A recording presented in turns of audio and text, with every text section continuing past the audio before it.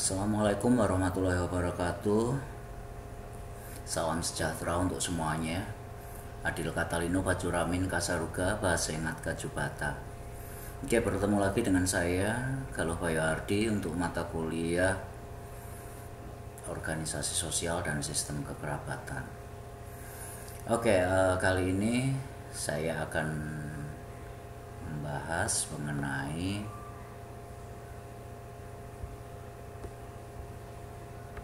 salah satu buku lamanya dari Yoshihara Kunio, seorang guru besar ilmu ekonomi di Universitas Kyoto, Jepang.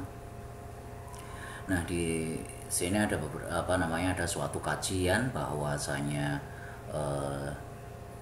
di Asia Tenggara itu terdapat fenomena kapitalisme yang memang unik, yang berbeda dengan di tempat-tempat lain seperti di Eropa dan Amerika atau di Barat sana, karena sistem kapitalisme atau sistem-sistem ekonomi liberal dan lain sebagainya memang bersumber dari Eropa atau Barat sana. Dan setelah mengalami perjalanan atau sejarah yang cukup panjang, kapitalisme ini muncul atau menjadi sistem yang kemudian menjadi hal yang unik, menjadi sistem yang lebih berbeda daripada di Barat sana, dan di sini disebutkan sebagai kapitalisme semu. Jadi kapitalisme yang tidak benar-benar kapitalis.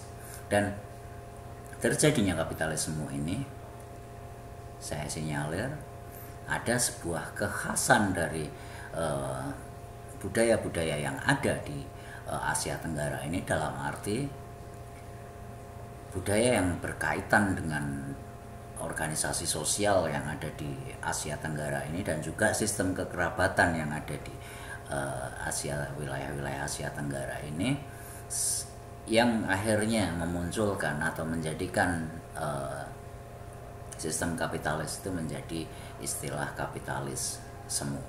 Oke, apa saja yang bisa kita lihat nanti? Apakah kita akan melihat dari sedikit ringkasan dari, atau ya bukan ringkasan, tapi apa yang bisa saya tangkap dari buku Kapitalisme Semu di Asia Tenggara ini, akan coba saya paparkan, dan silahkan nanti apakah Anda dapat menemukan hubungan antara organisasi sosial dan sistem kekerabatan, yang dalam arti kebudayaan khas yang ada di Asia Tenggara ini terhadap terjadinya atau munculnya kapitalisme ini.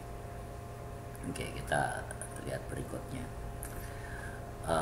Di sini penelitian dari Profesor Yoshihara Kunio ini menemukan ada hal-hal yang berbeda dengan kapitalisme yang timbul di Barat dan Jepang, di mana kapitalisme telah mempelopori atau memunculkan pesatnya pembangunan ekonomi, paling tidak sejak masa-masa revolusi industri di abad 19. Kapitalisme juga muncul di Asia Tenggara ini, dan terdapat jenis baru. Dari di sini ada istilah airtas kapitalisme, dan ini bagi saya ini adalah dampak tipe organisasi sosial dan sistem kekerabatan yang memang bersifat kultural yang ada di Asia Tenggara ini.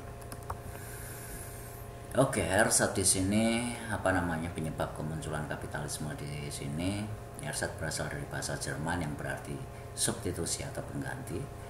Dalam bahasa Inggris berarti pengganti tapi yang inferior. Dan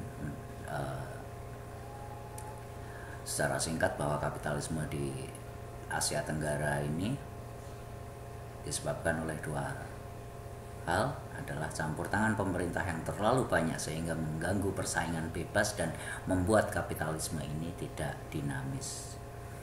Jadi kapitalisme itu mensyaratkan segala sesuatu yang liberal, segala sesuatu yang bebas.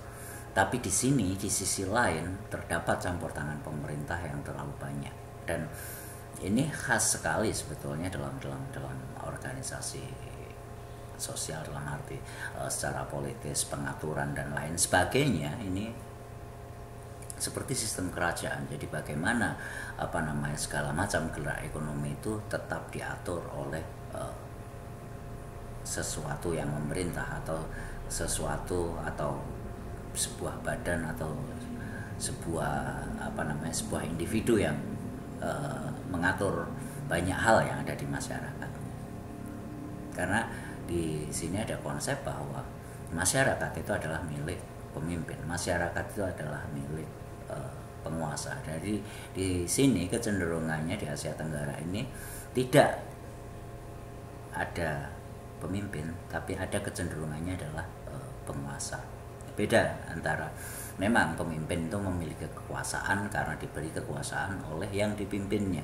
Sementara kalau penguasa ini sejak awal memang sudah memiliki kekuasaan dan orang-orang mengikutinya karena kekuasaannya. Oke, dan sistem ini yang cara berpikir yang semacam ini menjadikannya kapitalisme yang sesungguhnya ini bebas, sesungguhnya liberal, sesungguhnya terjadi persaingan yang tidak terkendali atau ditentukan oleh mekanisme pasar dan lain sebagainya. Tapi di sini ada campur tangan dari pemegang kekuasaan, pemegang otoritas. Oke, berikutnya bagaimana berikutnya, dan di sini juga akhirnya juga muncul dari kaum aristokrat atau kalau di kalangan pemerintah hari ini yang dulunya adalah orang aristokrat, yang dulunya merupakan bangsawan, hari ini yang merupakan hal tersebut adalah birokrat-birokrat pemerintah yang di sana ada banyak dikatakan oknum-oknum yang sebagai pencari rente atau pencari keuntungan, pencari rente dalam arti bunga di sini di kalangan birokrat, sehingga para wira swastawan atau para pengusaha yang sesungguhnya ini menjadi sulit untuk berkembang. Ada pungutan liar, pajak tidak resmi, dan hal ini juga membuat kekuatan ekonomi para pengusaha keturunan dan melalui koneksinya dengan birokrat berhasil memperoleh fasilitas-fasilitas khusus usahanya.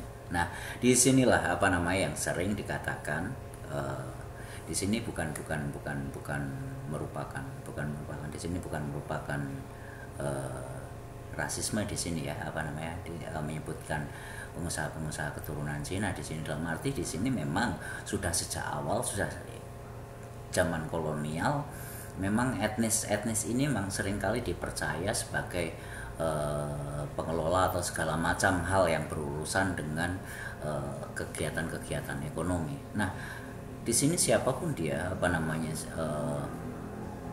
hal ini memang yang kemudian mungkin disebut oligarki dan lain sebagainya. Nah, para pengusaha tidak akan survive, para pengusaha tidak akan bisa terjamin atau istilahnya usahanya tanpa koneksi birokrat negara, dalam arti birokrat yang akhirnya yang istilahnya yang menjamin keamanan tidak terganggu, lalu kemudian ada fasilitas-fasilitas atau privilege khusus, dan ini terlalu berlebihan untuk di Asia Tenggara, dan ini umum, tidak hanya di Indonesia, di sini dalam arti di Asia Tenggara, sehingga antara para pengusaha atau wira swasta itu jika tidak memiliki koneksi dengan birokrat negara, masalah perizinan, masalah perpajakan dan lain sebagainya, kita akan mengalami banyak kerepotan, dan campur tangan ini sebetulnya justru mematikan sistem kapitalisme itu sendiri, karena semuanya dikendalikan, semuanya ada intinya pemburu rente itu tadi. Lalu hal yang menyebabkan munculnya kapitalisme semu di sini juga di Asia Tenggara ini didasarkan pada perkembangan teknologi yang memadai, kurang-kurang didasarkan pada teknologinya yang memadai, sehingga akibatnya proses-proses industrialisasi sebagaimana di barat terjadi revolusi industri. Di sini industrialisasinya tidak mandiri karena proses industri ini sangat-sangat tergantung dengan negara-negara di Asia Tenggara ini sangat tergantung dengan negara-negara atau industri-industri yang lebih besar dari luar sana mengenai peralatan, mengenai perawatannya, lalu kemudian, dan memang sangat-sangat tergantung apa yang diproduksi pun juga tergantung pada permintaan di luar Asia Tenggara ini. Dan dalam sebuah pembangunan ekonomi mandiri, hal yang itu sebetulnya penting, tapi disinilah makanya kemudian terjadi hambatan. Dan ia mengatakan kekuatan ekonomi yang di Jepang ini bukan terletak pada keahlian di perbankan atau usaha real estate-nya atau usaha lainnya, tapi ada penguasaan teknologi tinggi. Kalau untuk di Jepang berlaku karena mereka menguasai teknologi mereka sendiri, mereka lebih mandiri. Dan sementara jika di Asia Tenggara kapitalisme itu bergerak di sektor-sektor jasa, bukan di sektor-sektor teknologi, sehingga yang dapat berkembang adalah yaitu tadi pencari rente, koneksi-koneksian, bagaimana berjaringan, lalu bagaimana menggunakan segala hal itu dari aspek-aspek kekerabatan atau lebih ke arah nepotisme dan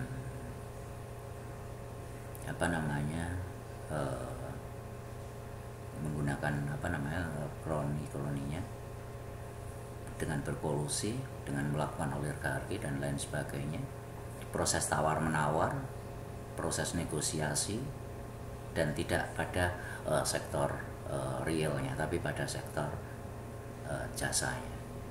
Ini yang membedakan, yang menurut Yoshihara ini kapitalisme yang ada di Asia Tenggara ini menjadi semu. Nah, awalnya memang faktor-faktor penyebabnya juga ada hal lain juga yang merupakan penganut prinsip kapitalisme liberal. Yang pertama di sini dicontohkan adalah negara Inggris, bahwa kapitalisme liberal diperjuangkan baik di dalam ataupun di luar negeri. Di sini Inggris banyak membangun pabrik tekstil, pabrik mesin tekstilnya dengan modal yang dihimpun oleh perorangan atau swasta. Dan di sini mereka yang memiliki modal adalah para bangsawan atau para petani pemilik yang kaya atau tuan tanah, lord misalnya di sana, dan tanpa melalui lembaga perbankan dari pemerintah. Jadi mereka tidak dari meminjam uang, mereka melakukan produksi, mereka membuat sebuah industri itu dari modal sendiri yang tidak mengandalkan perbankan ataupun mengandalkan pemerintah, tapi mereka sendiri. Dan sistem ini menjadi sangat cocok dalam kondisi dengan swasta dan kewirausahaannya di sini sebagai motornya. Dan di Inggris adalah negara pertama yang melakukan revolusi industri, dan akhirnya juga Inggris menjadi pembela perdagangan bebas internasional karena sistem ini menguntungkan sekali bagi Inggris. Jerman dan Prancis adalah generasi kedua, generasi berikutnya yang akhirnya melakukan industrialisasi. Oke, di berikutnya persamaan kapitalisme dan kapitalisme yang ada di Asia Tenggara ini pada dasarnya sama bentuk dasarnya, ini didasarkan pada pemilikan pribadi alat-alat produksi, sistem pasarnya yang dipakai sebagai dasar pertukaran barang, jasa, tenaga kerja, komoditi yang diperjualbelikan di pasar. Oke.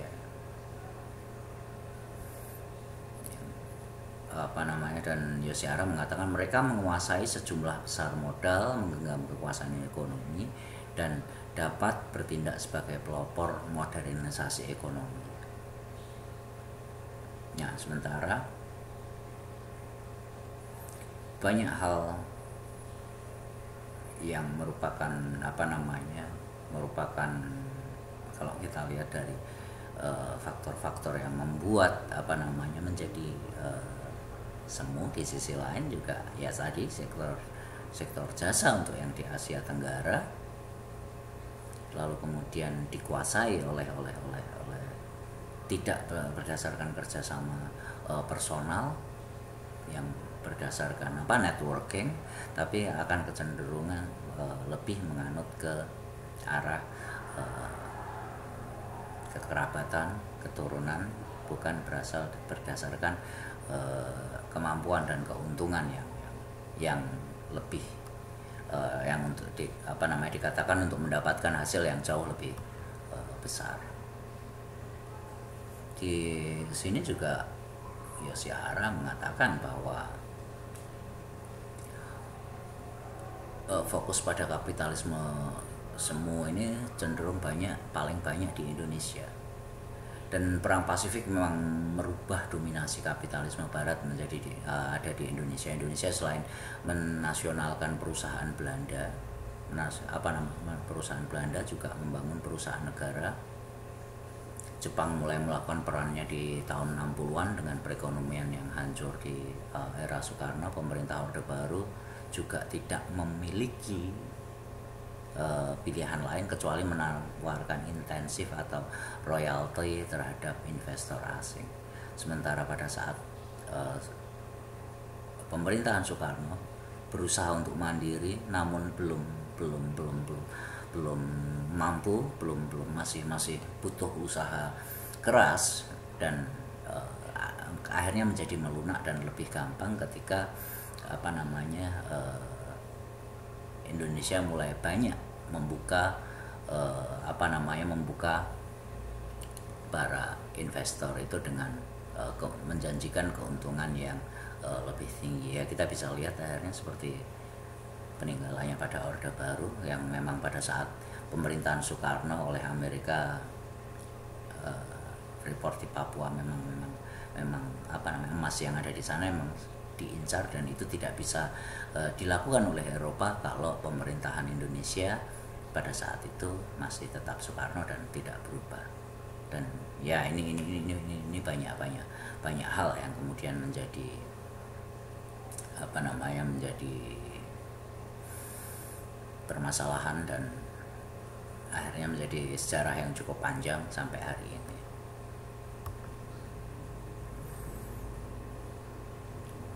Dan di kapitalisme semu di Indonesia ini muncul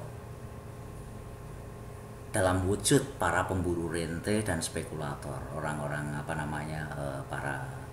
maklar, para pialang, orang-orang yang suka berspekulasi. Dan di sini para kapitalis, para pemilik modal menjalin hubungan dengan pemerintah demi keuntungan bisnis yang disebut pemburu rente tadi, rent seeker. Nah, di sini sebetulnya kalau dimulainya dari ketika mungkin banyak buku-buku baru yang mengenai oligarki. Jadi pada dasarnya saya melihat ini sudah cukup lama dibahasanya saja.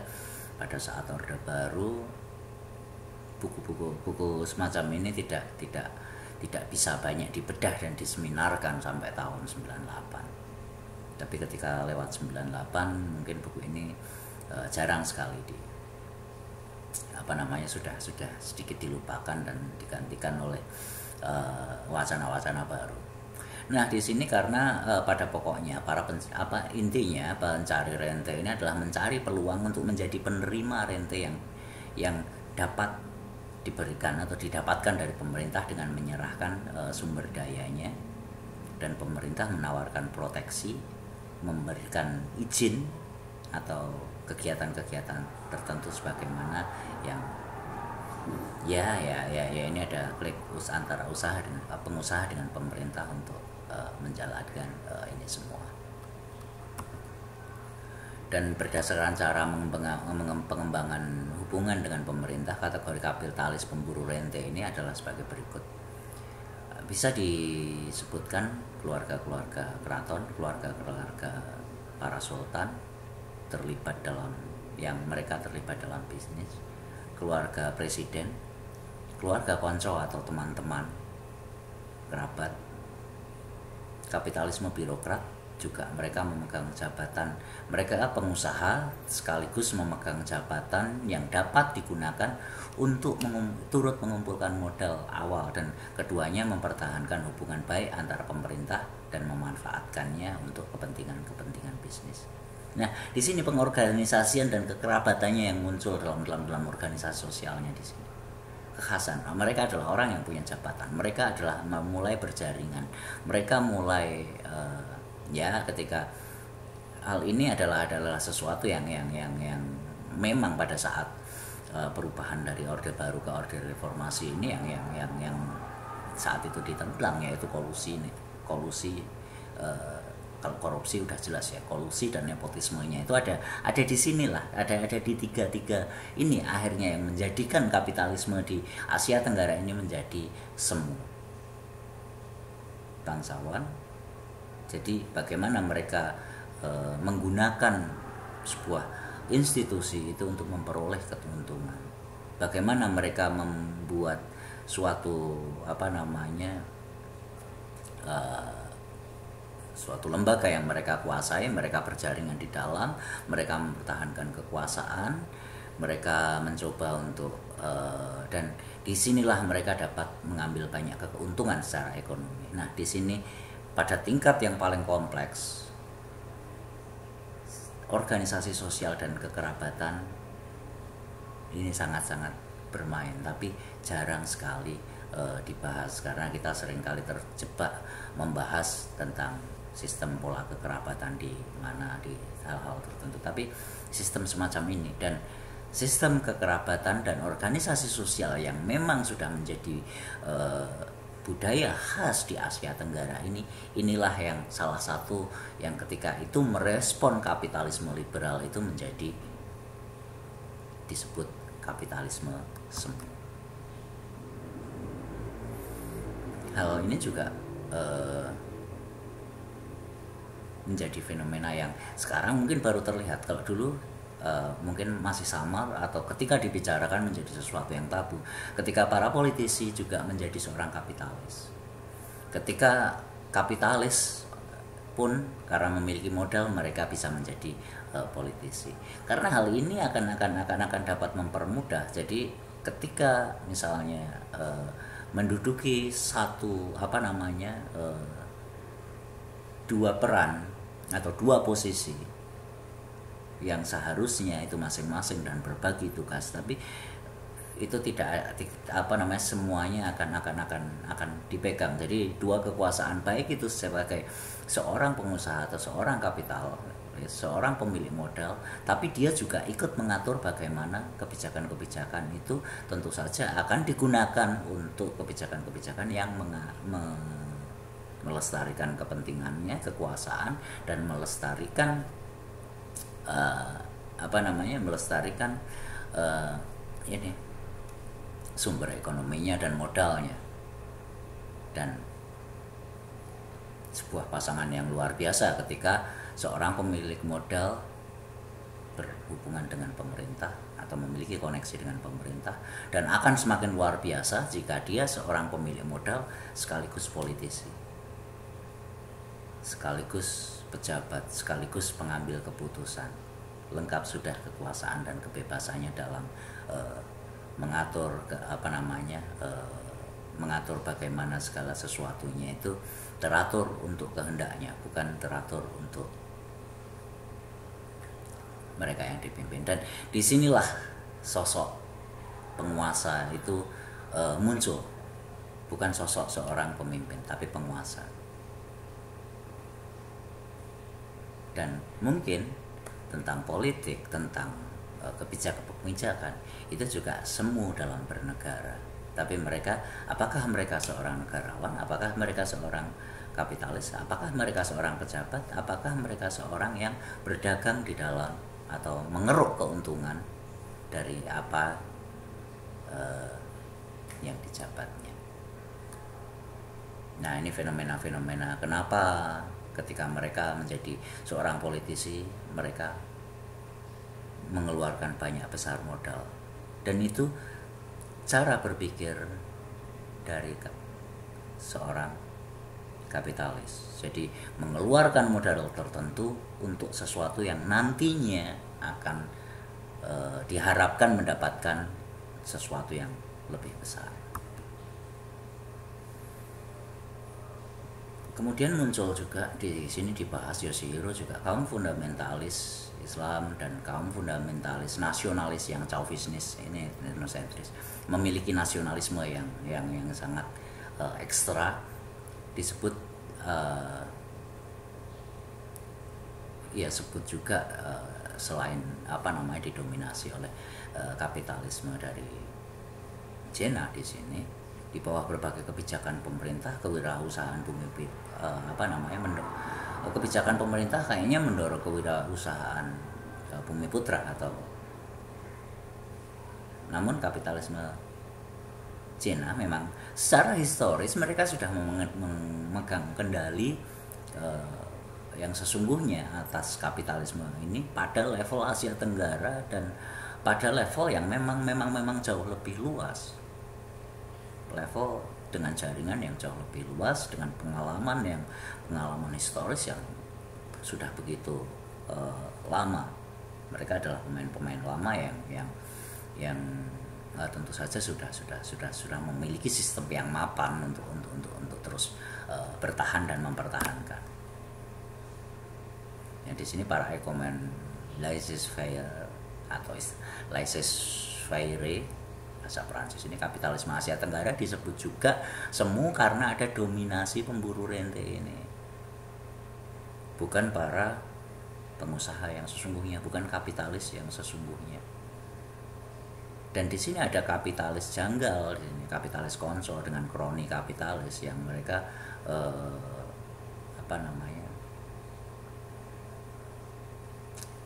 mereka berteman, berjaringan, menguasai salah satu birokrasi untuk kepentingan pengumpulan modal atau pemburu rente ini tadi. Di samping itu pemimpin politik, anak-anaknya, sanak keluarga mereka dan keluarganya terlibat semuanya dalam bisnis. Dan tentu saja mereka mendapatkan privilege yang berbeda. Dan ingat, itu tidak hanya hari ini, tapi sejak tahun 70-an.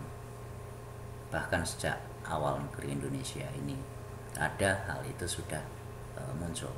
Bukan hanya hari ini. Ingat, bukan hanya hari ini. Apa yang diburu ini merupakan tidak hanya proteksi atau mereka lebih aman dibandingkan kompetisi dengan untuk supaya mereka terlindung atau istilahnya persaingan dengan asing itu, orang-orang asing tidak terlalu. Tapi juga di sini mereka itu tidak hanya cuma itu, tapi mereka juga ingin lisensi untuk memonopoli.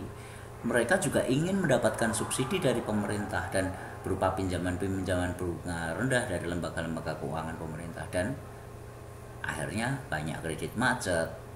Ya, banyak kasus mungkin selama 50 tahun terakhir ini, 20 tahun terakhir ini ada istilah kredit macet dan lain sebagainya, ada istilah kenapa bank banyak di merger dan lain sebagainya, jika Anda masih ingat. Ya, sistem kekerabatan dan organisasi sosial yang khas sekali di Asia Tenggara, terutama di Indonesia. Nah, di sini para kapitalis kemudian menciptakan kapitalisme semu di Asia Tenggara. Yoshihiro Kawasaki ini melakukan riset sejak awal tahun 70-an, baik itu di Filipina, di Malaysia, Thailand, Singapura, dan sempat berada di Lembaga Ilmu Pengetahuan Indonesia atau LIPI selama 3 bulan untuk mengumpulkan data mengenai kapitalisme semu ini. Ini memang urusan politik, ekonomi, lalu kemudian geopolitik dan lain sebagainya. Tapi di sini bagaimana etos atau nilai-nilai yang ada dalam organisasi sosial dan sistem kekerabatan yang ada di sini yang sangat-sangat kultural, yang memang berbeda dari barat, inilah yang berkontribusi mempengaruhi terbentuknya atau munculnya kapitalis semu ini. Oke, saya cukupkan sekian, dan ini adalah sepertinya bukan antropologi, tapi inilah budaya yang kemudian mempengaruhi sistem yang lebih luas sampai level Asia ataupun Asia Tenggara. Oke, saya cukupkan sekian dulu. Saya ucapkan assalamualaikum warahmatullahi wabarakatuh. Salam sejahtera. Adil Katalino Bajuramin Kasaruga, Basengat Kajubata. Salam dan terima kasih.